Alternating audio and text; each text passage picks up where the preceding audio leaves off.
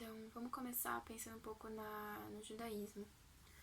O judaísmo é uma das religiões, é a religião monoteísta mais antiga, né? Considerando o cristianismo e islamismo, que são os muçulmanos. Eles consideram Jerusalém a capital sagrada e praticamente desde o início, assim, desde o surgimento da religião, eles viveram sob o domínio de outros povos. Às vezes eram povos mais tolerantes com eles, às vezes eram povos menos tolerantes. E mais ou menos teve algumas destruições de uns templos judaicos, acho que foram 3. A última foi em 135 d.C. E depois disso os judeus se dispersaram pelo mundo. A gente dá o nome de diáspora à condição de um povo quando ele não tem uma nação, uma região ao qual pertence, quando eles se espalham. Então, os judeus entraram na condição de diáspora já há quase 2000 anos, né? Então, podemos dizer que os judeus são um povo caracterizado pela diáspora, ou seja, por não possuírem um território próprio, espalhando-se pelo mundo. Eles são, então, considerados estrangeiros nos lugares onde eles habitam, desde muito tempo atrás. Isso é uma condição histórica. E alguma consequência disso é eles serem historicamente também oprimidos e subjugados, embora existam momentos ao longo da história de relativa tranquilidade. Algumas questões que ajudam a entender as perseguições é que, por exemplo, a religião judaica não proíbe o lucro em cima da especulação dos juros. Como essa comunidade já sofreu uma certa hostilidade, o espaço que eles tinham para ganhar dinheiro era na especulação, nos juros, e isso consolidou essa visão do judeu como mão de vaca, como espertinho, como aproveitador. E isso aumentou a hostilidade também contra os judeus, então é um ciclo meio vicioso, assim. Tem uma característica muito marcante que é a questão da dedicação ao estudo. Você vê muitos cientistas famosíssimos, muitos filósofos, o que seja, escritores, e eles tinham um acesso muito restrito à universidade por causa do antissemitismo. Então, quando você vê a quantidade de pensadores que tem historicamente, cientistas, é muito chocante, assim, porque já seria chocante essa quantidade de judeus, assim. E aí você vê, considerando a limitação que eles tinham na universidade, é muita gente. Então, por exemplo, só para citar 2 exemplos, tem o Einstein e o Freud. Mas tem muito mais, tem muito mais. E também a comunidade, por conta da hostilidade que eles sofreram historicamente, a comunidade judaica sempre se protegeu muito. E tudo isso meio que contribuiu que, por exemplo, quando tinha uma crise financeira enorme, os judeus se protegiam, né? Se ajudavam entre si, então eles acabavam menos abalados pela crise. E, consequentemente, muita gente começava a culpar eles pela crise, começava a ter um ódio, assim, porque estava todo mundo ferrado, eles estavam um pouco melhor. Então isso também contribuiu um pouco para os momentos de antissemitismo, assim, principalmente também em períodos mais recentes. Tá, no século XIX aconteceram pogroms na Rússia, que são perseguições em massa aos judeus que redundaram em massacres. Eram muito comuns, inclusive minha família foi para um campo de concentração nessa época. No século XIX, então, começam a surgir nesse contexto de perseguição e de aumento do antissemitismo alguns movimentos para reagrupamento, então, para tentar reagrupar os judeus em alguma região. E muitos queriam já o Estado da Palestina, tipo, criar um Estado na Palestina, na verdade, né, na região da Palestina. E em 1890 vai surgir o sionismo. A origem do sionismo foi um episódio que transpareceu, né, o antissemitismo que tinha. Teve um cara que era um militar, chamava Dreyfus, acho que pronuncia Dreyfus, que ele era um militar de alta patente francês, e ele foi acusado de trair a França e se aliar à Alemanha em uma guerra. Não sei qual guerra, preciso ver. E aí, em 1890, isso, né? E o caso demonstrou toda a acusação como ele era visto na França antes como judeu do que como francês. Ele era um judeu francês. Então isso escancarou. E aí teve um outro judeu, que ele era um repórter, né, que chamava Herzl. E ele fez a cobertura do caso e a partir disso ele decidiu, ele é considerado um dos fundadores do sionismo, né? Ele começou a propor essa criação de um Estado judeu e se constituiu então como o marco inicial do sionismo. Então podemos pensar que o contexto do sionismo é um forte antissemitismo na Europa, que fortaleceu a ideia da necessidade de criar um Estado judaico para proteger esse povo. Então agora esse povo contaria com um Estado que protegesse, um exército, etc. Foi também um período, o século XIX para o XX, que estavam crescendo os movimentos nacionalistas, né? Então, na medida em que eles não são identificados como pertencentes àquela nação, em muitos casos, em alguns casos não, mas enfim, Muitas vezes eles percebiam que tinha um nacionalismo forte na França, mas eles não eram vistos como franceses, por exemplo. Eles começaram a sentir a necessidade de também ter um Estado para si.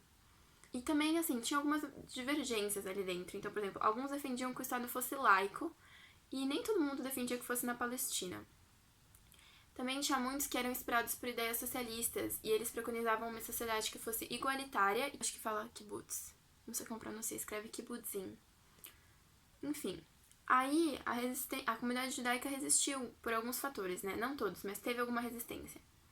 Principalmente tem 2 pontos que eu vou citar. Um eram os judeus ortodoxos, porque eles entendem que só a chegada de um Messias, que é como se fosse um profeta, poderia trazer uma terra prometida para os judeus. Eles não podem por conta própria ir lá e falar, essa vai ser nossa terra agora.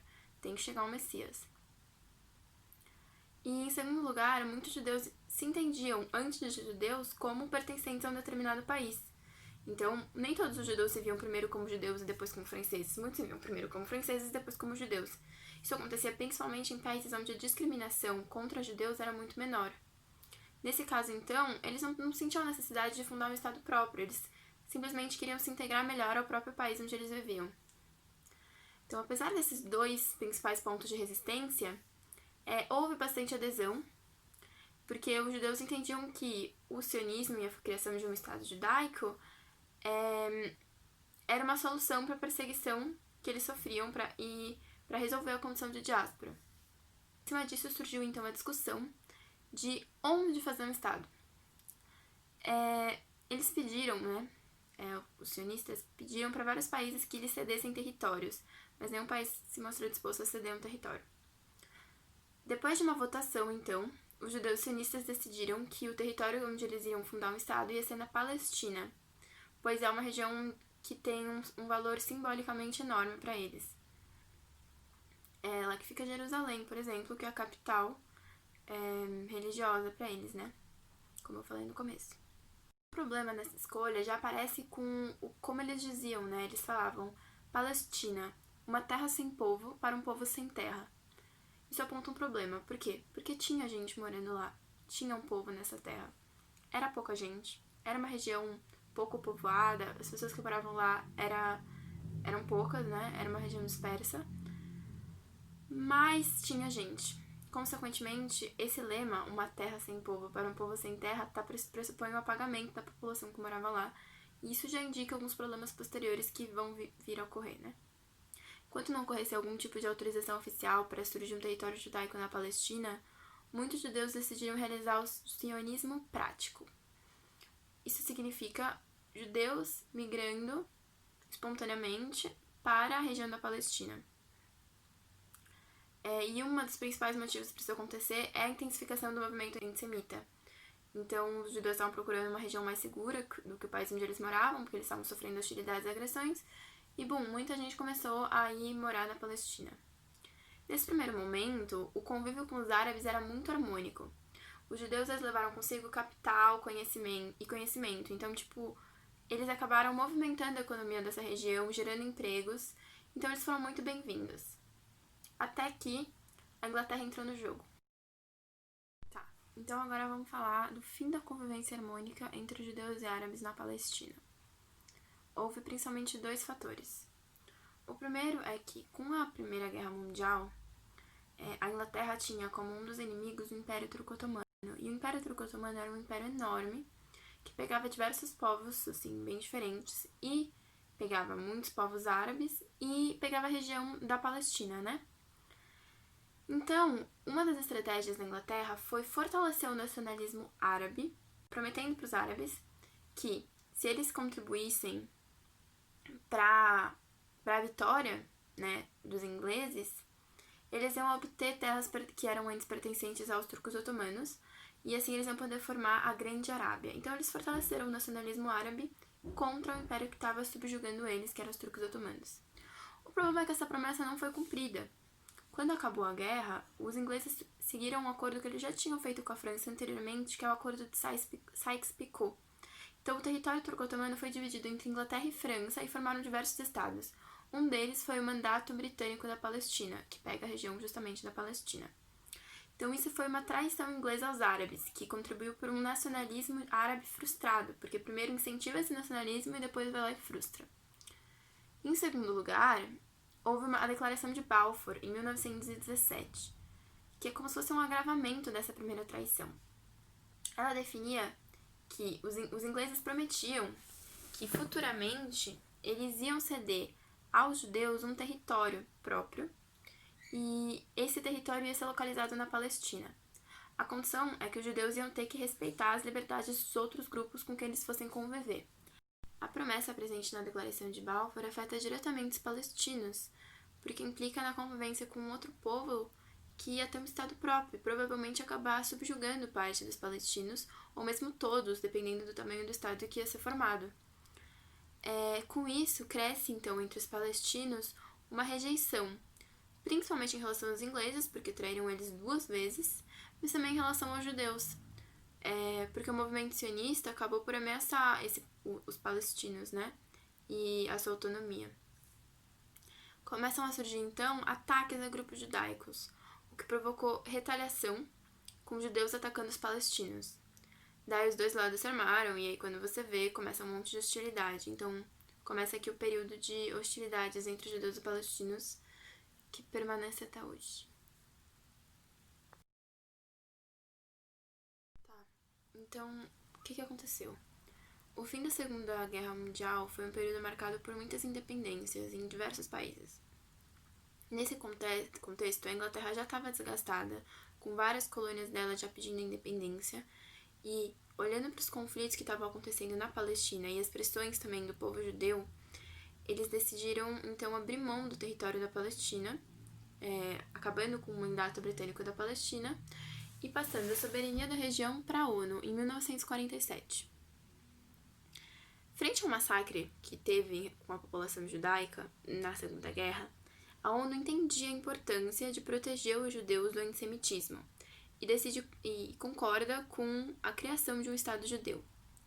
Eles propõem dividir o território palestino em 2 estados, um para cada povo. Para os judeus que não tinham nenhum estado, essa decisão era ótima, e mesmo se a região que eles recebessem fosse muito pequena, eles já teriam saído ganhando, e então eles apoiaram essa resolução. Já para os árabes, essa decisão é necessariamente desfavorável, porque mesmo que eles fossem subjugados aos britânicos, eles tinham um estado que era palestino. Desse modo, a formação de um Estado judeu significava necessariamente a perda de territórios. E eles eram ainda mais desfavoráveis agora que eles não simpatizavam mais com os judeus. Desse modo, eles recusaram a proposta e afirmaram que se fosse determinado a formação de um Estado judeu na Palestina, eles iam realizar uma invasão imediata na região. O que aconteceu? Os judeus perceberam que, já que ia ser formado um Estado judeu na Palestina, a região que eles iam receber ia ser provavelmente determinada pela maioria judaico-palestina em cada região. O que eles fizeram? Isso foi uma coisa realmente muito ferrada que aconteceu. Foi o plano da Lê. Com o intuito de ampliar os territórios que os judeus iam receber, eles decidiram, então, aumentar sua presença em relação aos árabes em diversos territórios. Como? Eles incentivaram a migração judaica para a Palestina nessa região e diversas milícias judaicas expulsaram árabes, chegaram a expulsar vilas inteiras de árabes, de diversas regiões. Isso foi realmente muito ferrado e funcionou, então eles receberam territórios maiores do que provavelmente teriam recebido e aumentou muito a hostilidade. Então, o que aconteceu? Em maio de 1948, a ONU aprovou a partilha da região e decretou então a existência de um Estado palestino e de um Estado israelense, no território que antes era o mandato britânico da Palestina. Eles decidiram que, como Jerusalém era disputada pelos 2 lados, ia se tornar então um território internacional, não ia pertencer a nenhum dos 2. Imediatamente essa resolução, os árabes da Palestina, do Egito, da Síria e do Líbano, do Iraque e da Jordânia invadiram Israel. E essa foi a primeira guerra árabe-israelense. Então vamos lá. A primeira guerra árabe-israelense envolveu, como eu falei, a Palestina, o Egito, a Síria, o Líbano, o Iraque e a Jordânia, de um lado, e do outro lado Israel e Estados Unidos. E não sei se eu... E alguns membros da comunidade internacional, vou explicar melhor. Ela aconteceu entre 48 e 49 e ela foi chamada pelos judeus de Guerra da Independência ou Guerra da Libertação e pelos árabes palestinos, né, foi denominada de A Catástrofe. Vamos entender por quê.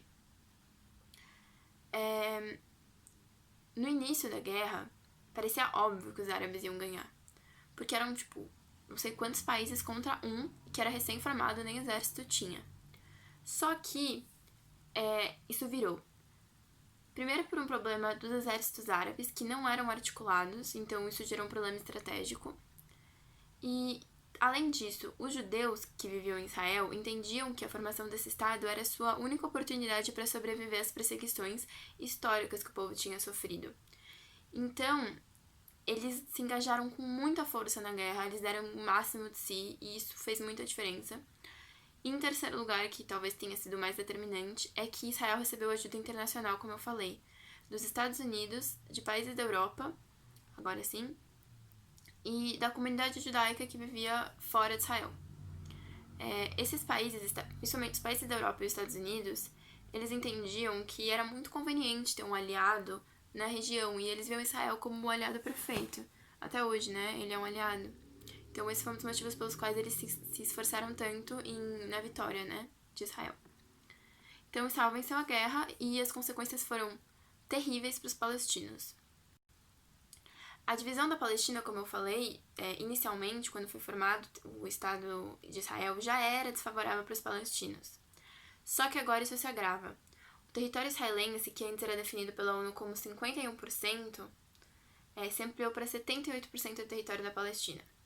O que sobrou, para não ser anexado pelos israelenses, foi anexado pelo Egito e pela Jordânia. E formou a região, na Jordânia, da Cisjordânia, né? E de Egito formou a região de Gaza.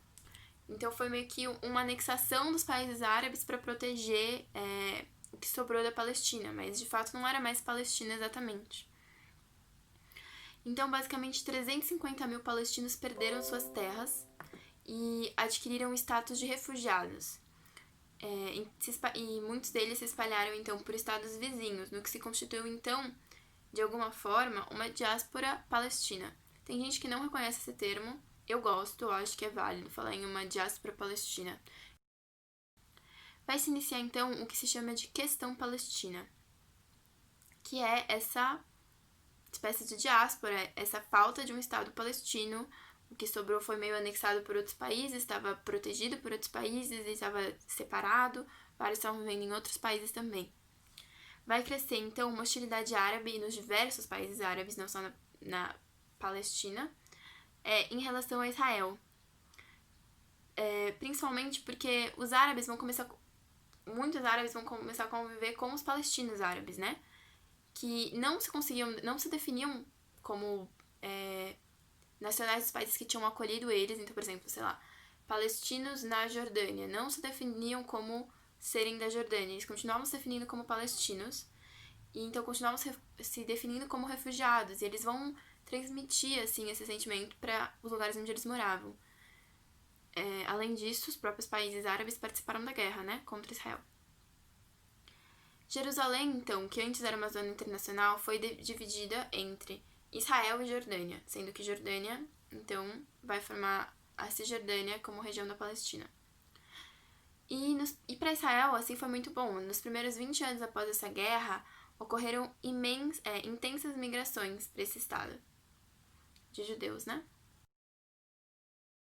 A Segunda Guerra Árabe-Israelense foi a Guerra de Suez, que aconteceu em 1956. Ela envolveu basicamente o Egito e Israel, e foi uma reação inglesa à nacionalização do Canal de Suez. Então vamos entender uma coisa. Nessa época, né, 1950, tava começando a rolar uma Guerra Fria, né, que eu não vou discutir, mas enfim. E o presidente egípcio era Abdel Nasser. Ele era nacionalista árabe, anti-imperialista, nacional-desenvolvimentista e associado ao socialismo árabe. Apesar disso, ele não se considerava alinhado ao bloco soviético. Ele tentava ser não alinhado. Porque ele era nacionalista árabe. Ele tinha alguns flertes, talvez, mas não era exatamente totalmente do bloco socialista. Ele queria desenvolver o Egito e, para isso, ele queria construir a barragem de Assuã, só que ele precisava de recursos. Ele pediu empréstimos estrangeiros, mas devido ao seu envolvimento com o socialismo árabe, nenhum país do bloco capitalista quis conceder-lhe qualquer empréstimo. E, ao mesmo tempo, para a União Soviética também não era muito conveniente, porque ele era não alinhado. Então, o que ele decidiu fazer? Ele decidiu nacionalizar o Canal de Suez, que pertencia à Inglaterra e à França.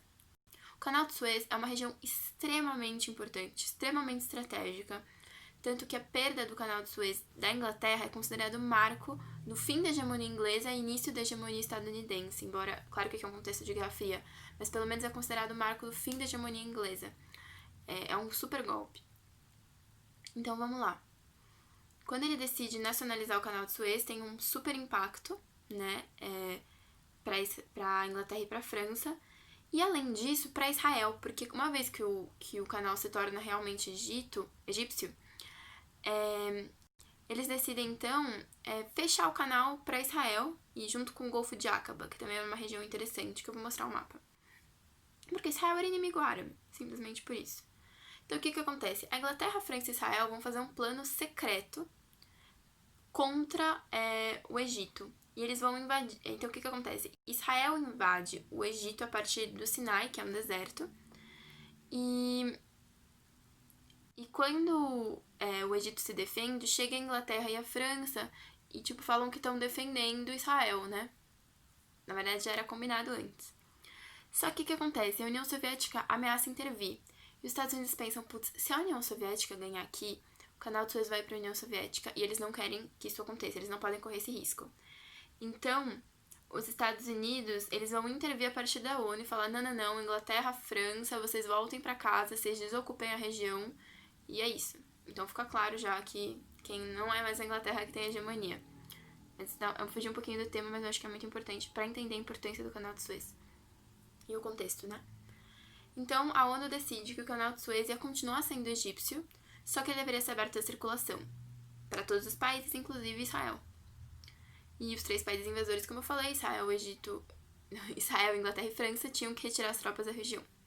Então vai ter algumas consequências. A primeira é que o Egito vai se consolidar como principal liderança anti-israelense e, de certa maneira, uma principal liderança árabe no geral. Então, Nasser era o grande enfrentador, a grande pessoa que respondia ao imperialismo, né? O grande anti-imperialista. Ele vai chegar, inclusive, por um tempo a formar a República Árabe Unida, que junta a Síria e o Egito, mas ela vai durar só alguns anos. Em contrapartida, Israel vai se consolidar com uma imagem de trampolim do imperialismo ocidental, ou seja, de um país pelo meio do qual vai acontecer uma dominação imperialista do Ocidente no Oriente. Então, a partir de Israel, os países ocidentais estabelecem o imperialismo nos países árabes. Vai ficar clara essa visão de Israel para os árabes, que vai ficar, então, maior hostilidade contra Israel. Espero que tenha sido claro. Além disso, várias tropas da ONU vão ocupar a Península do Sinai, que é a região que faz a fronteira entre Israel e Egito. É uma imposição de paz artificial, consequentemente, é uma imposição de paz efêmera, pouco duradoura. Como a gente vai ver, vai surgir uma próxima guerra logo em seguida, que é a Guerra dos 6 Dias. E entre essa guerra, que é de Suez, e a próxima guerra, como eu falei, vai ter mais guerras, é a Guerra dos 6 Dias, vai surgir o Fatah em 1959 e a OLP em 1964, que eu também vou explicar depois. Então vamos lá, a Terceira Guerra Árabe-Israelense, Guerra dos 6 Dias, aconteceu em 1967 e foi um contexto de diminuição do pan-arabismo. Em 61 vai terminar a República Árabe Unida quando a Síria rompe com o Egito. Eu tinha mencionado que eles tinham se unido antes. O Nasser está preocupado em reafirmar sua posição de liderança pan-arabista. E a estratégia dele é se colocar como líder anti-israelense. Então o que ele vai fazer? Ele vai fazer uma série de medidas para se mostrar como enfrentadora de Israel. Desafiador, talvez. Ele realiza um acordo de defesa mútua com a Síria em caso de ataque israelense. Então, se o Israel atacar qualquer um dos 2 países, o outro defende. Ele pede a retirada das tropas da ONU que estavam no Sinai e ele consegue. porque Sinai é um deserto egípcio. Ele retoma os bloqueios a Israel no Golfo de Aqaba, que é uma região, então ele tinha feito esse bloqueio quando ele nacionalizou o canal. A ONU fez ele parar, ele decidiu voltar. Dá umas provocadas, né? E por último, ele vai mobilizar vários países árabes, né, tropas, para as fronteiras de Israel. Tipo, vai deixar ali, assim, não ataca, mas coloca todo mundo ali, assim, como se fosse atacar. Então, e ele sobe várias ameaças, assim, o tom de ameaças que ele tinha contra Israel. Qual era o objetivo do Nasser? Não era provocar uma guerra. Ele tinha o objetivo de preocupar a comunidade internacional e fazer com que a ONU e mostrar uma certa aproximação com a União Soviética.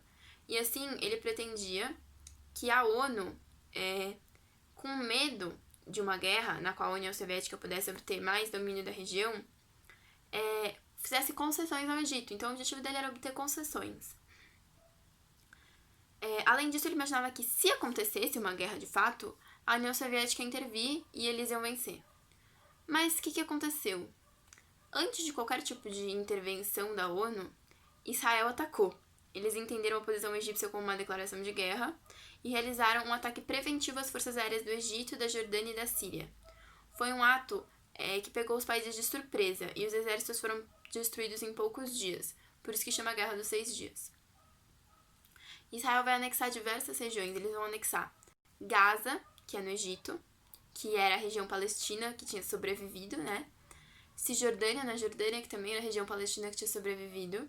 As colinas do Golã, na Síria, que é uma região estratégica porque tem recursos hídricos, tem água e é uma região desértica, então é muito importante.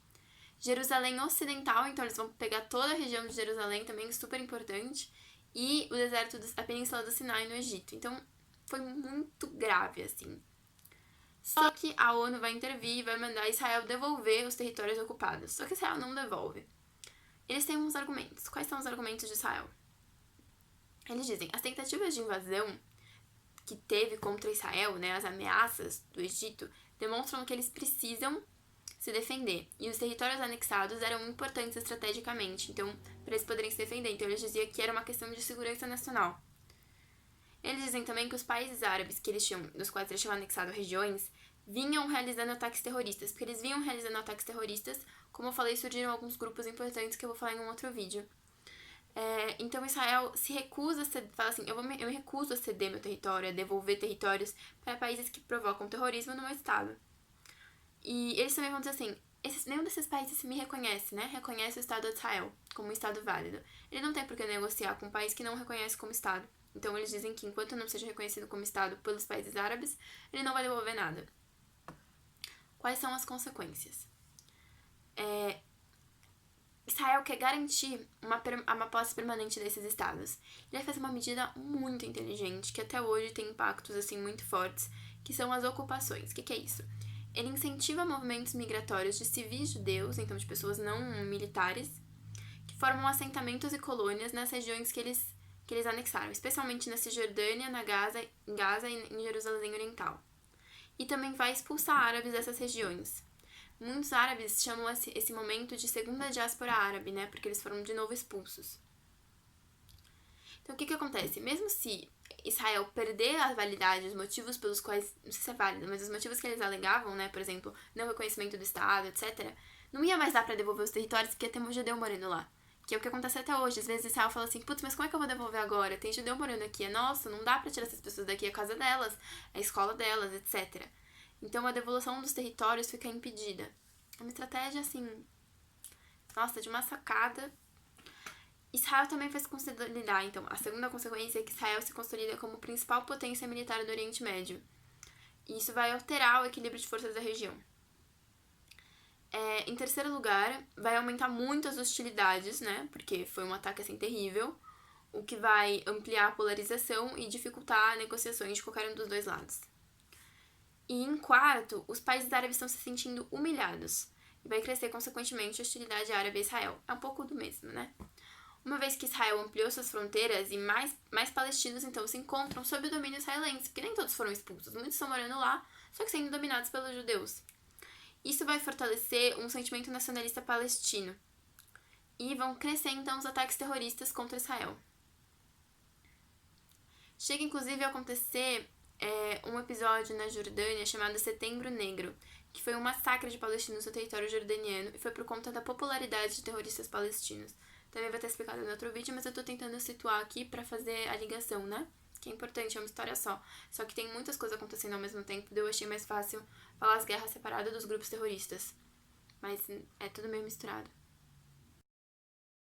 O que acontece? Então, com o crescimento da hostilidade em relação a Israel, marcado pelas coisas que eu falei, a radicalização da OLP, a Guerra dos 6 Dias, etc., vários países árabes, liderados pelo Egito e pela Síria, decidem invadir a região. Eles escolhem a data do Yom Kippur, que é um feriado judaico. Desse modo, o Estado israelense estava completamente despreparado, porque ele estava em jejum, por conta da tradição cultural, né? Enfim. Em um primeiro momento, como os árabes tinham pegado os israelenses desprevenidos, eles começam a vencer, começam a pegar um monte de território, começam a mandar muito bem. Essa possibilidade, essa iminência de vitória árabe rompe com o sentimento de invencibilidade israelense, que já vinha se consolidando ao longo das diversas guerras árabes-israelenses, mas que tinha se consolidado muito com a Guerra dos 6 Dias, já que os israelenses venceram em 6 dias os árabes. Só que o que acontece? Os Estados Unidos percebem o que estava acontecendo e intervêm na guerra, apoiando Israel, que então retoma os territórios perdidos e encerra a guerra. As consequências são basicamente o primeiro choque do petróleo e a guinada conservadora em Israel. Então vamos lá. O primeiro choque do petróleo aconteceu por conta da revolta dos árabes contra os Estados Unidos, que tinham intervindo na guerra, e com a sua hostilidade em relação ao Oriente em geral. Então, quando eles fazem o primeiro choque do petróleo, eles estão retaliando em relação aos Estados Unidos. Eles sobem completamente o preço do barril de petróleo, e isso é uma questão fundamental, né, uma questão geopolítica para os Estados Unidos, que precisa do petróleo deles. Então, foi realmente um ataque ao mundo ocidental. Foi em 1973, né, o primeiro choque do petróleo. Além disso, continuam a crescer os ataques terroristas em relação a Israel, e muitos judeus que viviam em países árabes começam a se ver hostilizados e acabam imigrando para Israel, o que aumenta a população dessa região assim significativamente. Enfim, em Israel, a rejeição aos árabes vai crescer, e isso vai contribuir para a eleição do partido Likud em 1977, em detrimento do trabalhista, que estava antes no poder e que era mais conciliador. Então, consequentemente, isso vai resultar numa guinada conservadora de Israel, que vai adotar medidas menos conciliadoras em relação ao mundo árabe, como a gente vai ver. Vou falar agora de alguns desdobramentos da guinada conservadora em Israel e, de maneira geral, das guerras árabes-israelenses, assim, de coisas que aconteceram posteriormente.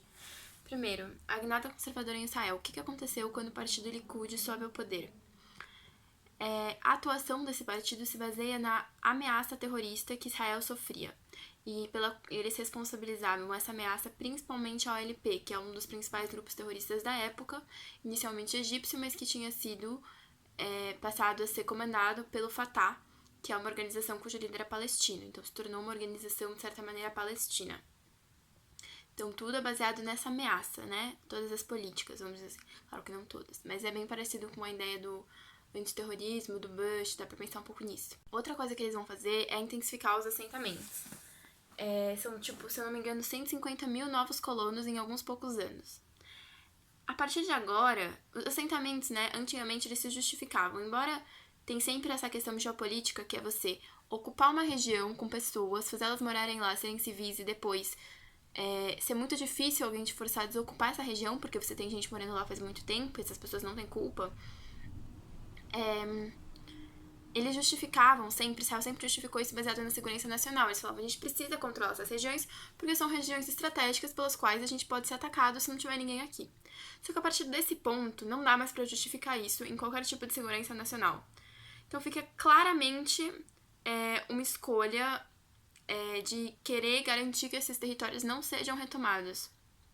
Por quê? Porque os territórios agora que vão ser onde vão acontecer os assentamentos não são mais territórios estratégicos. Apesar disso, a polarização vai diminuir um pouco por conta do fim da Guerra Fria.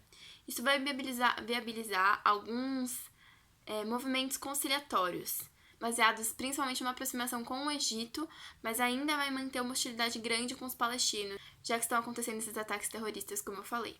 O que acontece? Com o choque do petróleo, quando os países árabes ameaçam diminuir a produção petrolífera e aumentar o preço do petróleo, enquanto Israel ocupasse regiões árabes, por conta disso, os Estados Unidos começam a se ver ameaçados economicamente e decidem intervir. Desse modo, eles vão começar a mediar diversos acordos que vão formalizar a paz entre Egito e Israel. Vão acontecer, então, os acordos de Camp David em 1978. Foram uma série de acordos que foram graduais, que vão formalizar a paz entre Egito e Israel. Vai definir que o Egito vai combater o terrorismo que acontecia no território egípcio. Então, os terroristas que estavam alojados no Egito iam ser combatidos pelo Estado. E ele vai reconhecer o Estado de Israel, o que é um grande passo. Tipo, não sei se é uma coisa boa ou ruim, mas é um grande avanço para Israel, né? Ser reconhecido pelo Egito. Já Israel vai devolver o Sinai para o Egito, que ele tinha ocupado, porque não está mais ameaçado por esse país, então ele não precisa mais controlar esse território. Esse tipo de acordo é denominado paz por terra, porque os egípcios se comprometem a cessar os ataques e hostilidades. Uma grande hostilidade é não reconhecer o Estado de Israel, por exemplo, e em troca eles vão receber territórios. Só que esse tratado teve algumas consequências. O movimento conciliatório do Egito fez ele se aproximar com o Ocidente e, consequentemente, se afastar dos demais países árabes.